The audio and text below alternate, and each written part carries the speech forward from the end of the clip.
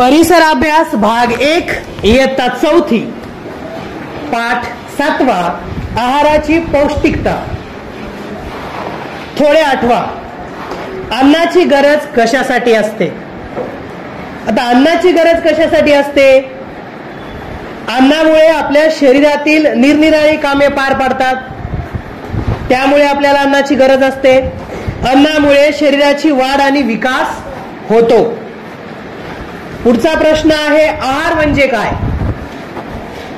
आहार म्हणजे दिवसभरात आपल्या पोटात जे जे खाद्यपदार्थ पेय पदार्थ जातात त्या सर्वांना मिळून एकत्रित आहार बनतात. पुढचा प्रश्न आहे, आहार कमी किंवा जास्त होण्याची कारणे कोणती?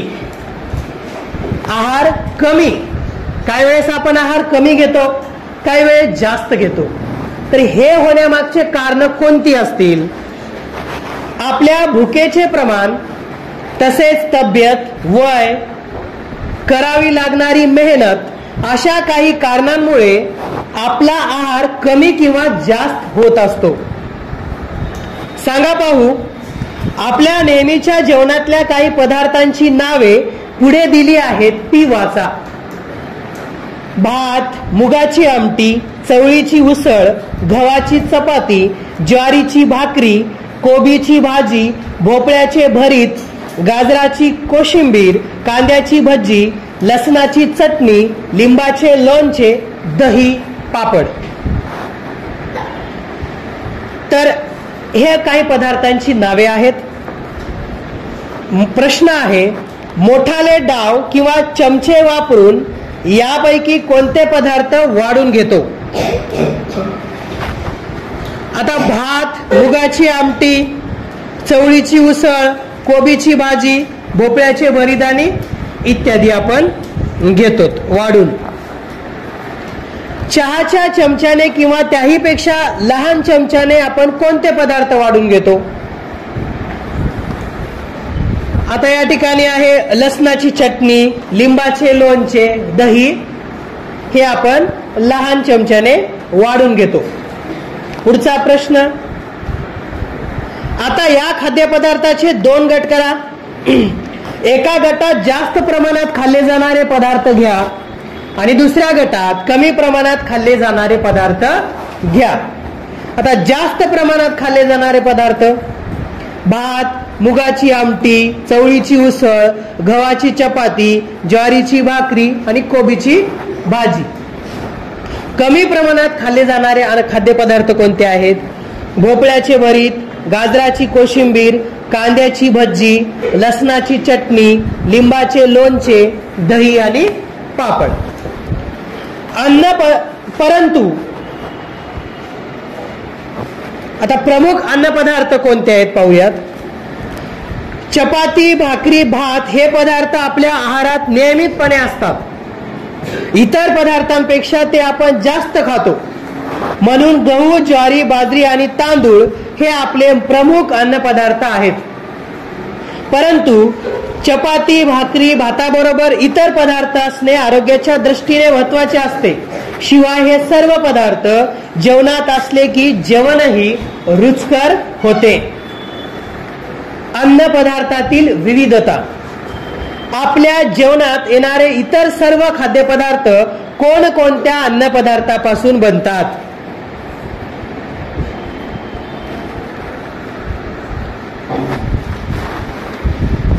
ज्या विविध अन्नपदार्थापासून ते बनतात त्यापैकी काहींचे चित्रे व नावे पुढील चौकटीत दिली आहेत.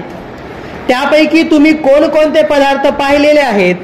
जे पदार्थ तुमच्या ओळखीचे नाहीत ते मिळून पाहण्याचा प्रयत्न करा. सांगा पाहू. चौकटीत दाखवलेले अन्नपदार्थ बघा. या अन्नपदार्थांपैकी, आता चौकटीमध्ये चित्र पहा, अन्नपदार्थ दिलेले आहेत, चित्रासह नावे सुद्धा आहेत. चिकू, मिरची, लवंग, शेंगदाणा, करडई, कारले, काकडी, दूध, चिंच, ज्वारी, तीळ, कैरी, मुळा, अंडी, बाजरी, मिरी, लिंबू, कोंबडी. तर विविध अन्नपदार्थ या चौकटीत दिलेले आहेत, दाखवलेले आहेत. त्या पदार्थांचं निरीक्षण करा आणि वरील अन्न पदार्थांपैकी निरीक्षण केल्यानंतर काही प्रश्न विचारलेले आहेत, तर या प्रश्नाची उत्तरे द्या. 1. कोणकोणत्या पदार्थापासून पीठे मिळू शकतात? पीठ कोणकोणत्या पदार्थापासून मिळू शकतात? तर या ठिकाणी निरीक्षण करा, ज्वारी आणि बाजरी या पदार्थापासून पीठे मिळू शकतात.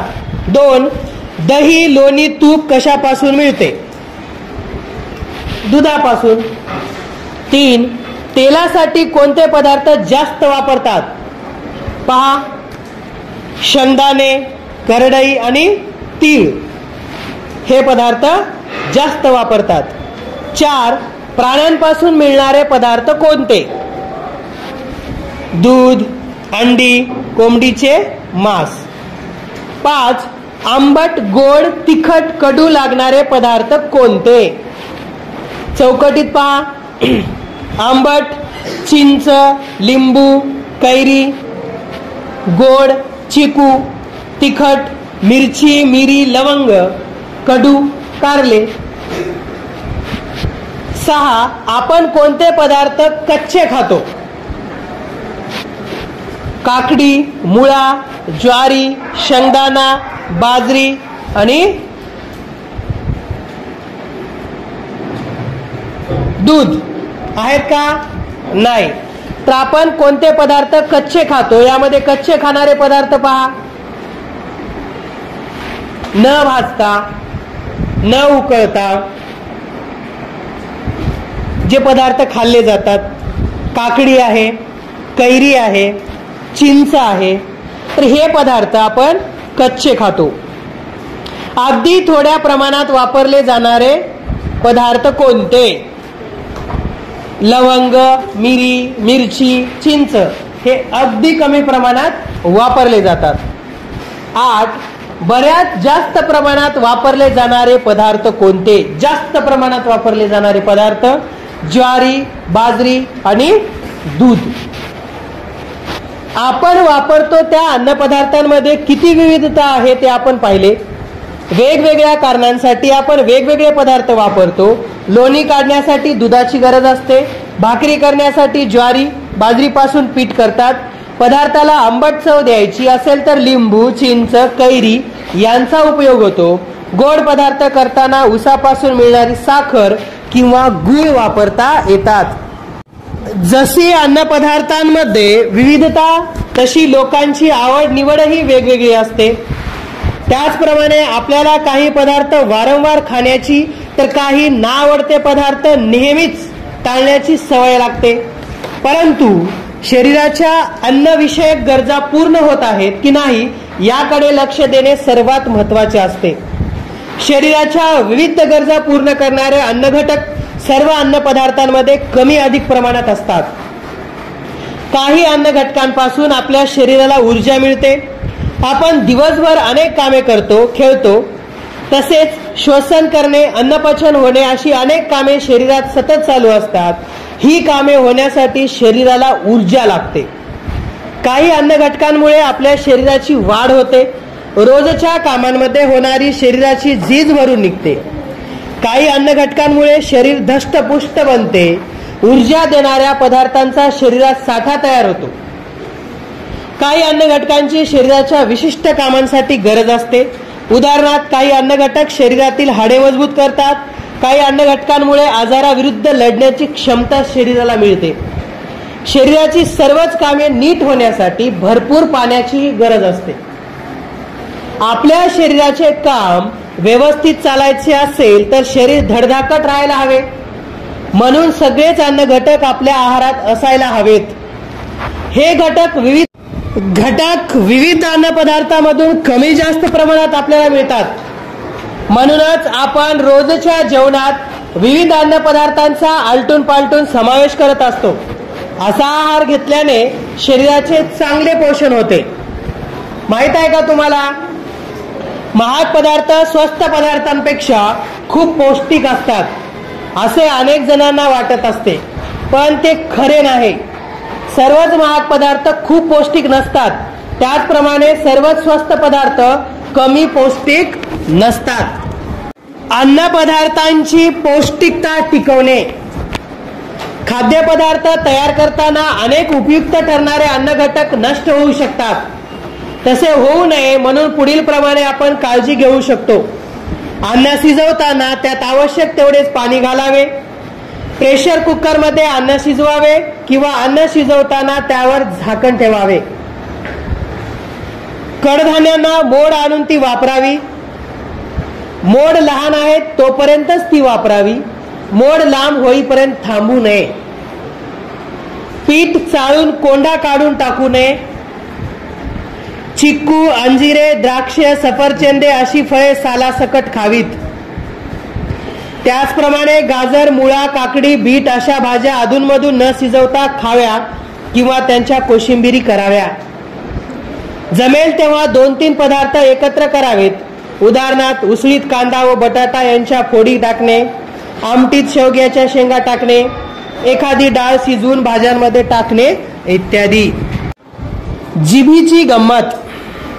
नेहमीसारखी आमच्या आईतली सारी मुले संध्याकाळी बागेत जमली होती. तेवढ्यात मोनिका ताई आली. ती म्हणाली, तुम्हाला जिभीची एक गंमत सांगू का? सारेजण तिच्या भोवती गोळा झाले. मोनिका ताई म्हणाली, साखर न घालता पाणी गोड कसं लागेल? करूनच बघा. आवळा चावून चावून खायचा आणि नंतर लगेच पाणी प्यायचं, ते पाणी गोड लागतं. मेरी म्हणाली, अय्या खरंच मला माहित नव्हतं. बाळू म्हणाला, चव आपल्याला जिभीमुळे कळते. गेल्या वर्षीच आम्ही ते शिकलो. पण एकाच जिभेवर वेगवेगळ्या चवी आपल्याला कशा समजत असतील?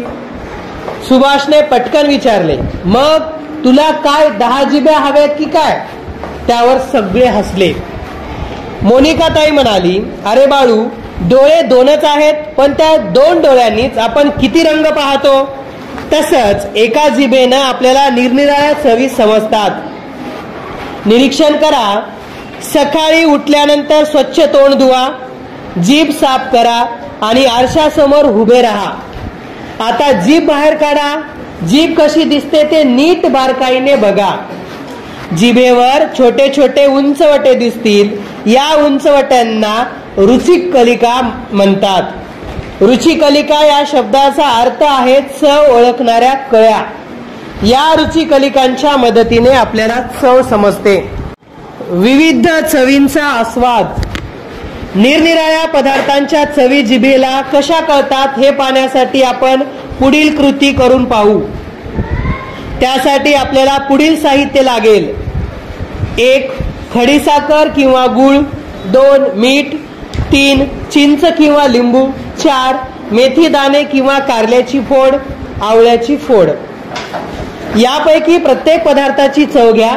एका पदार्थाची चव घेतल्यानंतर खळखळून चूळ भरा आणि 2 मिनिटांनी पुढच्या पदार्थाची चव घ्या. पुढील तक्ता वहीत लिहून काढा आणि पूर्ण करा. आणि तक्ता या ठिकाणी दिलेला आहे आणि तो तक्ता तुम्हाला पूर्ण करायचा आहे. क्रमांक खाद्यपदार्थ आणि चव तक्त्यात दिलेले आहेत. अनुक्रमांक 1 ते 5 खाद्यपदार्थ पण दिलेले आहेत. तर यांची चव घ्यायचं, 2 मिनिटं थांबायचं, खळखळून चूळ भरायची आणि पुढच्या पदार्थाची चव घ्यायची. मजेशीर खेळ. खुनेने चव दाखवा. हा खेळ 4-5 जणांनी मिळून खेळावा. एकेका खेळावर राज्य येईल. ज्याच्यावर राज्य येईल त्याला इतरांनी एकेका पदार्थांची नावे सांगावी. उदाहरणार्थ औषधाचा डोस, कैरीची फोड, मिरचीचा ठेचा, खडे मिठाचा खडा, बुंदीचा लाडू, खारी बुंदी, चिक्कूची फोड, तुरटी इत्यादी. चित्रात पहा. मिरची तिखट लागली. अभिनय विद्यार्थी करून दाखवत आहेत. ज्याच्यावर राज्य आले आहे त्याने तो पदार्थ खाल्ल्याचे नाटक करायचे. चव कशी लागली ते अभिनय करून दाखवायचे.